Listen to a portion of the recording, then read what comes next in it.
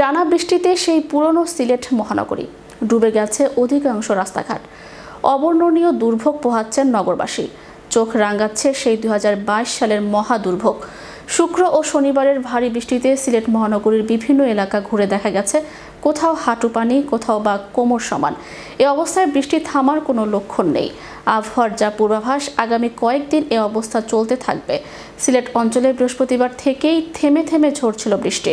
সিলেট মহানগরীর নিম্নাঞ্চলগুলোতে পানি ওঠার খবর পাওয়া গেছে। তবে শনিবার দুপুরের পর টানা আড়াই ঘন্টার ভারী বৃষ্টিতে তলিয়ে গিয়েছিল নগরীর প্রাণকেন্দ্র জিন্দাবাজার চৌহাট্টা এলাকা। এই 2 পয়েন্টে ছিল হাঁটু পানি। এছাড়াও নগরীর রিকাবি বাজার, Ambarkhana, electric supply, Osmani medical college হাসপাতাল সড়ক, ছিমপুর ইত্যাদি এলাকার রাস্তাঘাটগুলো পানির নিচে তলিয়ে যায়। নিম্নাঞ্চলগুলোর অনেক বস্তি বাড়ির ঘরে ঘরে পানি প্রবেশের খবরও পাওয়া গেছে। এখনও ঝিরিঝিরি বৃষ্টি ঝরছিল। এদিকে সিলেট সিটি কর্পোরেশনে জলাবদ্ধতায় নগরবাসীর দুর্ভোগের বিষয় জানতে ও প্রয়োজনীয় পদক্ষেপের জন্য কন্ট্রোল রুম স্থাপন করা হয়েছে। উল্লেখ্য, আবহাওয়ার পূর্বাভাসে বলা হয়েছে সিলেট অঞ্চলে এমন ভারী বৃষ্টিপাত আরও 2-1 দিন চলবে।